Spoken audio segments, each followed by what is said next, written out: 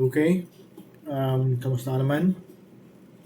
So, gawa lang ulit tayo ng review for working capital management for cash conversion cycle.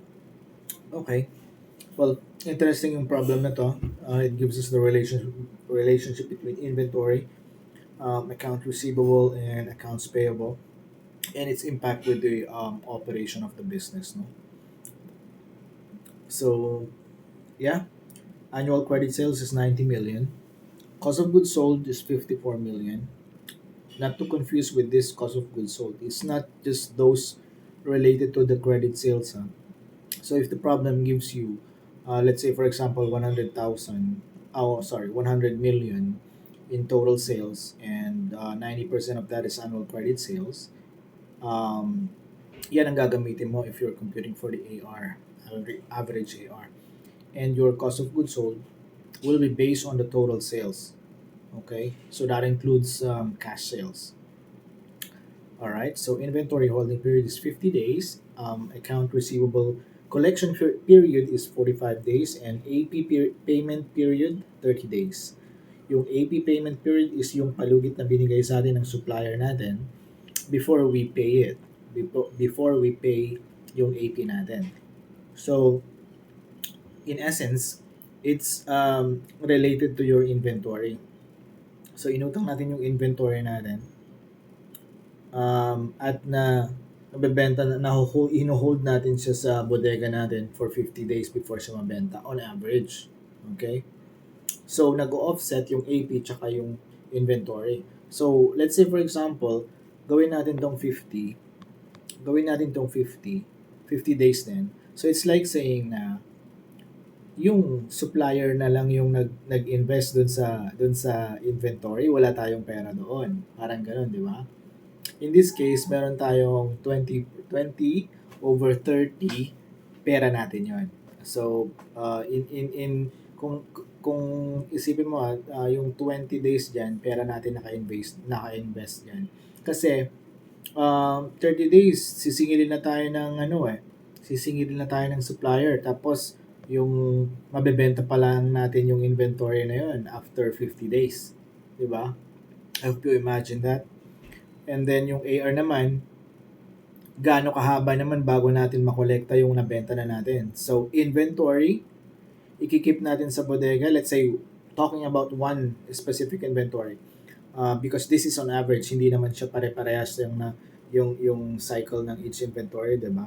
So, on average, let's say for example, meron kang ballpen na binibenta, one ballpen lang, isipin mo na lang, nag-i-stay siya sa shelf ng 50 days before siya mabenta. And then if mabenta, let's say AR naman siya nabenta, magwo-wait ka pa ng another 45 days before siya maging actual cash. So in total, you have 50 plus 45, di ba? Before siya ma-convert into actual cash. Ngayon yung AP mo, sabi niya sa'yo, in 30 days, magbayad ka na. So that's minus 30. You have 65 days na gap. Okay? Before ka makabayad actually. So, ang ibabayad mo doon, parang sabi mo, oh, teka, hindi pa ako nakakasingil eh. 'Di ba? Ganun usually yung case. So, the more na mas maiksi yung gap, the better. Let's say for example, ito yung inventory na 50 days daw siya diyan naka-imbak. Tapos, nabenta siya, naging AR siya, tapos sabi niya, 45 days daw siya magbabayad. O di, a total of 95, di ba? Tapos, babalikan ka na ng supplier dun sa inutang mo. Sabi niya, teka, magbayad ka na. Sabi niya, after 30 days, ha. So, nandito pa lang kayo sa 30th day, sinisingil ka na, nandito na siya, pinupuntahan ka na niya. What if, sige, tingnan mo ha, what if gawin natin tong 50 days, gaya ng sinabi ko kanina, 50 days. Ibig sabihin, after 50 days, maniningil na si supplier mo, may 45 days ka pa na mag-wait bago siya, teka, wala pa akong pera eh. 45 days pa daw magbabayad yung kliyente ko. Ganon. So, perfectly para wala ito kasi yung gap ng conversion cash conversion. Ito yung tinitingnan natin bago tayo makabayad sa supplier natin. Now, what if sabi ng supplier natin, okay lang magbayad ka after 90 days or 95 days, sabi niya. O sige, magbayad ka na lang after 95 days kasi total, ano ka naman, mabait ka naman, tsaka regular customer ka naman. So, parang ganun. Eh di 95 days yan. Eh di walang gap, 'di ba? So parang napaka-perfect nito para sa iyo bilang negosyante, ano? Kasi ang technically ang nag-iinvest na lang sa iyo is yung supplier. Sabi mo, wala ka namang investment dito sa negosyo na to. So, wow, goods. Kasi kumuha ka dun sa supplier ng inventory, inutang mo, tapos mag-wait ka ng 45 days. By the end of 95 days, meron ka ng pangbayad sa supplier mo. Kumita ka pa, may markup ka pa. O, di ang ganda, di ba? So, ganun yung idea niya. So, the more, kung inventory, the more na mabenta na natin siya agad, the less that we hold the item, and it's beneficial to us. The more that we collect them, the AR naman, it's better. Okay? So, it's the other way around. So, tingnan mo ha, ibalik natin yung situation dun sa kanina. So, it's 30 days ang binigay na palugit ng supplier, di ba? 30 days. So, 45 daw. Paiksiin natin, di ba? Paiksiin natin, gawin natin, 15 days lang magbabayad na ako. 15 days. That's a total of 65 days. Ito yung gap, di ba? So, ito lang yung problema mo kasi kahit na maningil, magpapaluwal ka ng sarili mong pera. Okay? That's working capital. Okay? So, dito,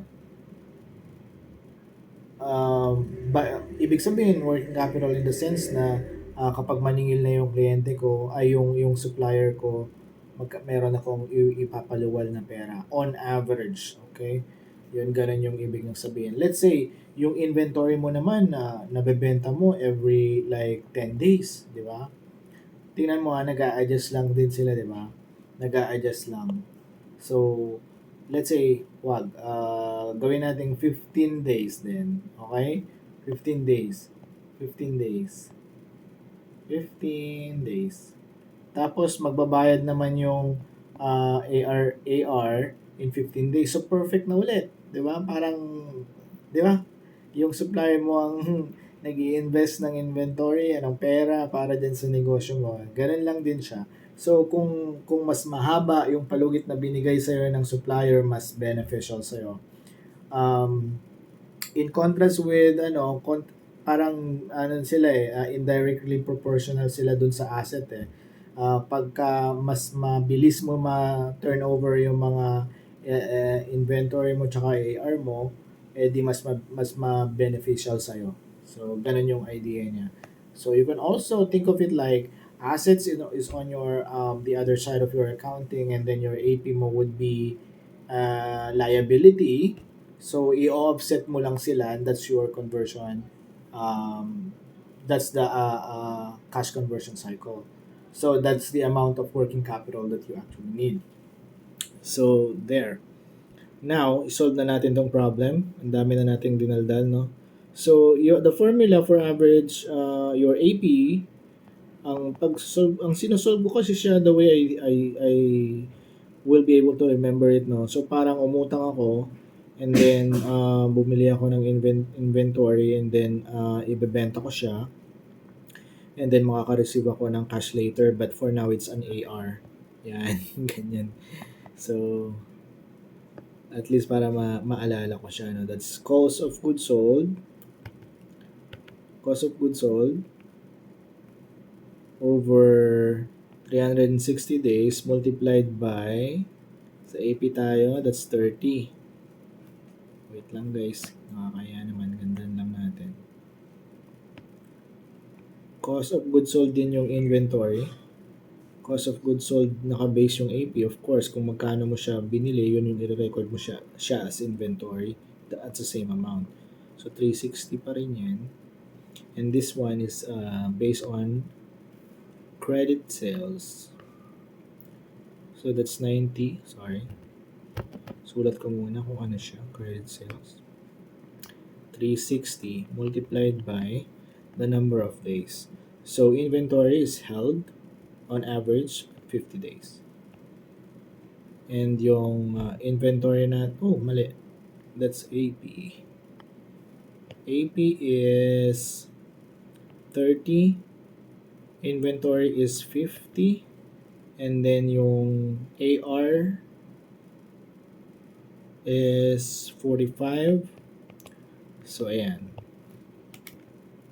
Sulat ko na lang dito yung sagot So, that's 54 million divided by 360 multiplied by 30.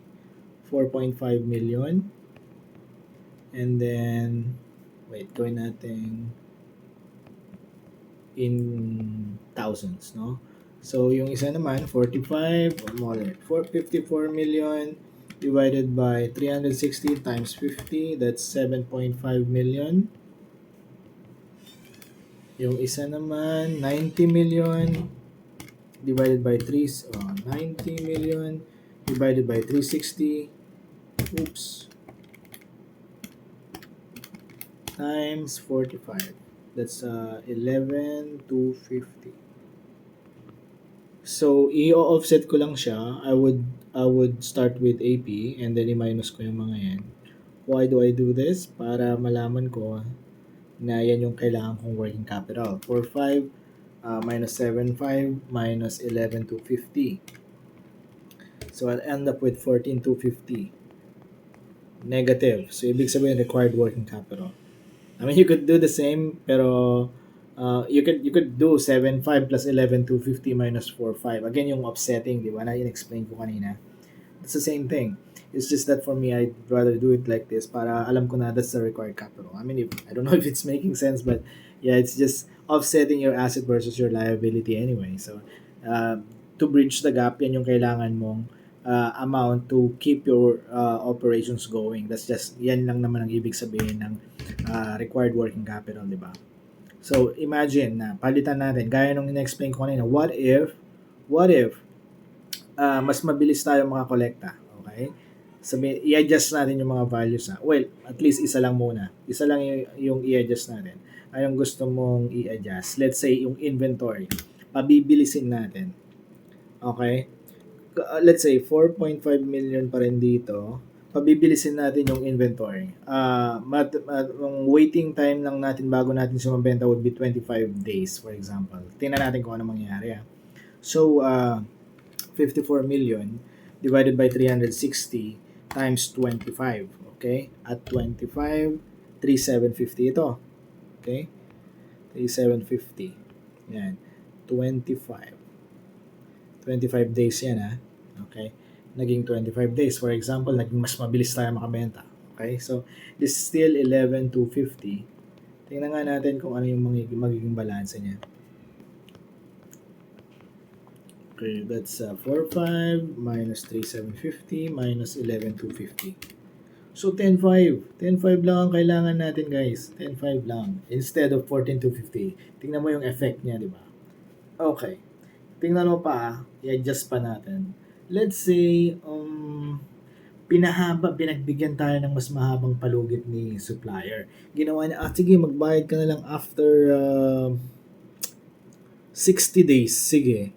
Magbayad ka na lang after 60 days. Okay, 60 daw. Okay, so that would be 54,000 or million divided by 360 times 60 days. Grabe. Ang pinalugitan tayo. So that's 9 million. Okay, 9 million. Di 25 days pa rin, bumilis tayong bumenta, no? Yung mga regular customers natin, di sila nagbago. 45 days pa rin talaga sila magbayad. Okay, so that's 3,750 minus 11,250 pa din. Okay, tingnan natin kung anong effect 9 million minus 3,750 minus 11,250. Tignan mo yung effect, guys. 6 million na lang ang kailangan mong working capital. Diba? So, ibig sabihin, working capital mo to keep the operations going. Siyempre, marami ka pang babayaran. May mga wages ka, marami kang gagawin. That's what it means. Also, it means that by the time na maningil na si AP, meron kang papaluwal. Okay? That's basically your working capital, your liquid assets na pagsamasamahin mo just so that uh, uh, magiging continuous yung business mo on average. Okay? So that's working capital management, cash conversion cycle. All right? So mabuhay ka, be a CPA.